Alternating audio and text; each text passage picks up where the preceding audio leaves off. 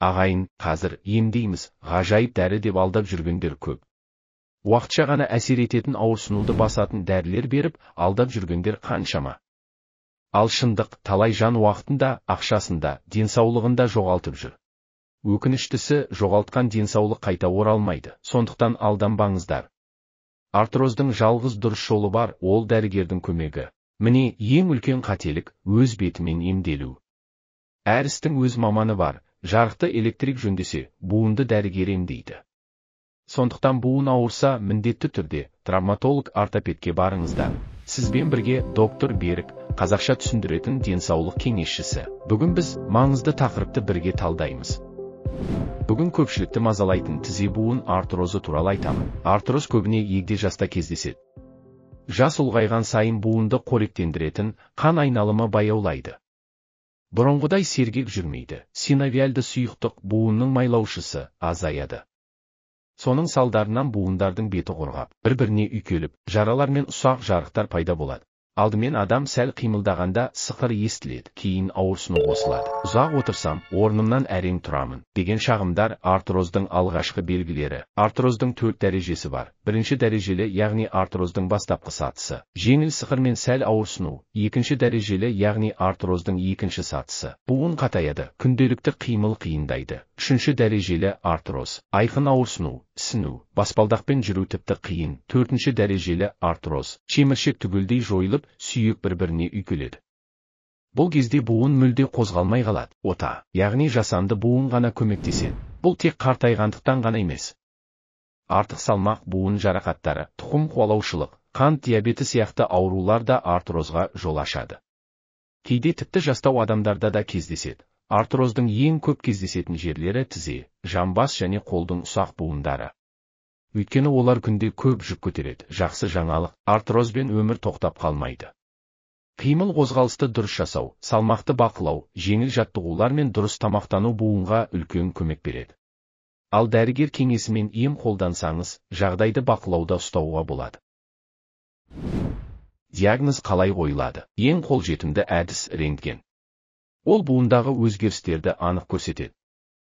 Ерте сатысында МРТ жасатып, шеміршекпен байламдарды көруге болады. Негізгі белгілері: ұзақ жүргеннен кейінгі тізе ауруы, таңертеңгі құрысу, тырысу, жүргенде немесе баспалдақпен түскенде ауыру, толық бүгіле жазыла алмауы, кейде ісіну, қозғалыстың қиындауы.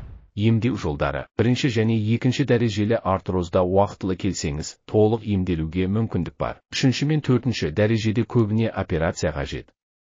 Өйткені зақымданған шеміршек өздігінен қайта қалпына келмей. Дәрі-дәрмекпен емдеу тәсілдері: хондропротекторлар, глюкозамин, хондроитин, шеміршекті қолдап, баяу әсер етеді. Ұзақ уақыт қолдану керек. Қабынуға қарсы дәрілер ауруды басады. Жақпа майлар ісінуді, қабынуды азайтады. Физиотерапия, лазер, магнит, электрофорез, соққы толқын терапиясы. PRP терапиясы науқастың өз қанынан алынған тромбоциттерді буынға енгізіп, сұйықтық бөлінуін жақсартады. Гиалурон қышқылы инъекциясы буынды майлап қозғалысты жеңілдетеді. Бірақ тағы да қайталаймын, үшінші және төртінші дәрежеде бұл тәсілдер уақытша ғана көмектеседі. Түпкілікті шешім операция. Емдік гимнастика бұл маңызды бөлігі. Бірақ ауыр жұмыс немесе ұзақ жүру гимнастикаға жатпайды. Арнайы жеңіл жаттығуларды жатып жасау керек. Күнделікті әдетке айналдырсаңыз, буынға үлкен көмек. Егер басқа ем көмектеспесе, соңғы жол операция. Қазіргі таңда артроскопия, яғни буынды шағын құралмен тазалау, остеотомия, яғни сүйекті түзету, эндопротез, яғни жасанды буын қою қолданылады.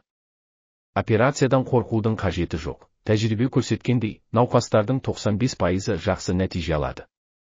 Тек азғантай жағдайда ғана асқыну болуы мүмкін, ал емделуден бас тартсаңыз, өмір сапасы айтарлықтай төмендейді. Әрдайым ауырсыну, көңіл күйдің түсуі, қозғалыстың қиындауы. Ағайын, интернеттегі жалған уәделерге сенбеңіздер. Бір дәрімен толық жазыласыз деген бос әңгіме. Артрозды тек дәрігердің көмегімен бақылауға, баяулатуға немесе ота арқылы шешуге болады. Өмірді ауырсынумен өткізудің қажеті жоқ. Уақытылы ем қабылдап, қажет болса, батыл қадам жасап, сапалы өмір сүріңіздер. Сіздермен болған денсаулық кеңесшілеріңіз доктор Берік. Арнама жазылып қолдау білдіріңіздер. ұнату батырмасын бассаңыздар, сіздерге әлі талай қазақша пайдалы кеңес дайындап беремін. Өмірді ауырсынумен өткізуге болмайды. Денсаулық Алланың берген аманаты. Буындарыңыз мықты болсын, жүрісіңіз жеңіл болсын. Берік болыңыз, бірге болыңыз.